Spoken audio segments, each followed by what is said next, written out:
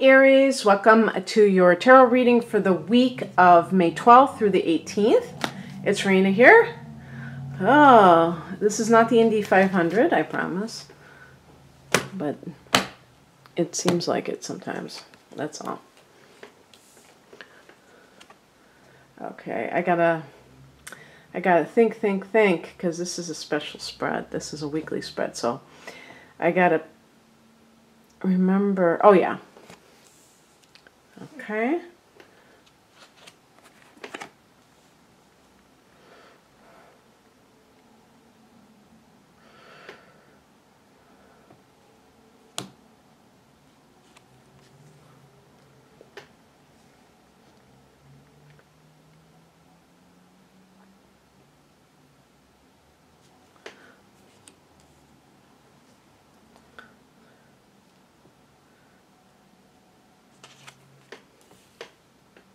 Whoa, you're getting so many major arcana cards. Okay. Well, first of all, there may be something that is coming to an end. And whenever you get a lot of major arcana cards, you know, and this is only for 1 week, I mean, it could be a very eventful period of time for you, Aries. Now, I believe, if I'm not mistaken, that during this time period, Uranus is going into Taurus. So the planet Uranus has been in Aries for 7 years, and there's going to be another bout or a round of it going back into your sign, and this will be later in the year. And in 2019, it will leave permanently. But maybe that's part of the change agent situation going on. You will be, on the same day that Uranus goes into Taurus, you're also going to have a new moon in Taurus, and that's going to be in your second house of earned income. So that may be a very good money time for you, actually. But in terms of other factors, it seems here, whatever's going on for you is that, especially in relationships, that you may be in the dark about something, because the High Priestess can be about secrets that are being kept, maybe, but you may kind of sense that something is going on. Usually Aries people are very open themselves, and so they assume everybody else is open, and they don't, they're not overly suspicious, but, you know, eventually, if something is not quite right, they may realize, they may sense it on some level. And then we have here, the Death card in the challenge position could be that you're unwilling to really move on from an outworn situation. And this could be in the workplace too. I mean, this could be like that you sense something weird going on with coworkers or with your boss, and you're a little bit uneasy, but you can't put 2 and 2 together about it. You just sense it. The truth is that this is all stemming from something related to the Ace of Cups, which can be that if you have a partner that they have recently started a relationship. Also, if you have gotten any kind of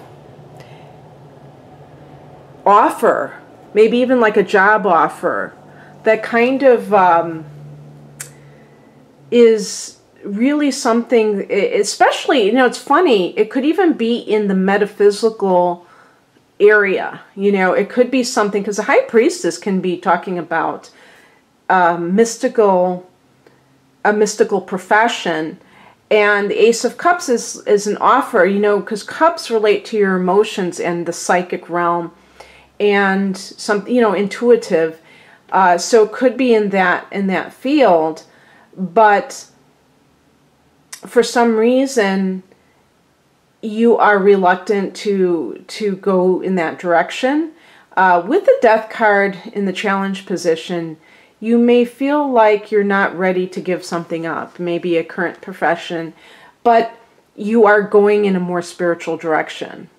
And there was some transit that I would say, well, for one thing, Neptune is in Pisces, so that's in your 12th house. So you may be having mystical experiences anyway in recent years that have been really shaping you, Aries, in, you know, in uncharacteristic types of ways, and yet you're still kind of like operating in that other world. You've got like one foot in each world, so that's always a possibility.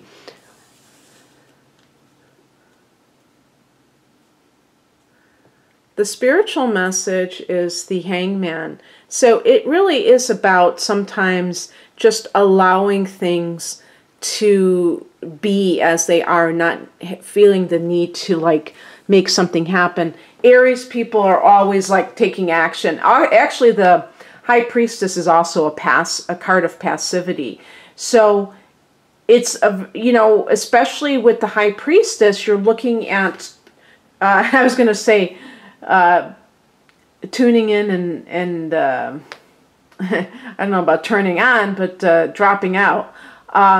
Doing something, you know, inward, you know, like not kind of like trying to connect with your higher self, or at the very least, letting go of the need to control the situation. That card represents letting go and letting God. I'm talking about the Hangman. And the one of the biggest ways that Aries people trip themselves up is by trying to force things, you know, to happen.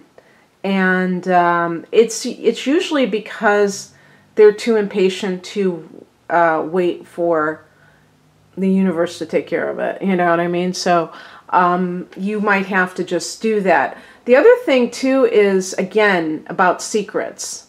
Oh, you know, I didn't think about this. The Scorpio, there was a Scorpio full moon on April 29th. So that would have been a couple of weeks ago. I'm trying to think.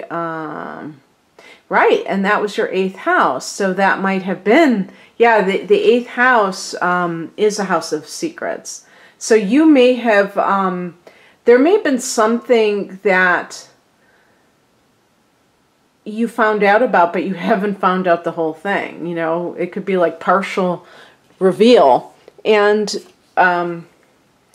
the advice, or in this case, it might not even be so much advice, is letting you know that the Tower card is about things just coming out. And it's a very kind of like a very in-your-face kind of truth that may present itself. I feel like maybe the truth came out and you still were unwilling to see it in a way. It's interesting that the Hangman and the High Priestess both connect to kind of like intuitive qualities, or at the very least, you know, because the Hangman is Neptune, and yet you may be like not really paying attention to what's going on, and you have to find out the hard way. And what is coming in is represented by the Two of Pentacles. So if this is a work-related situation, you may be taking on another job because you realize, it finally dawns on you that you are not being treated in a, what do you call it, like a direct manner, that you are not being leveled with. Somebody is being dishonest with you in the workplace.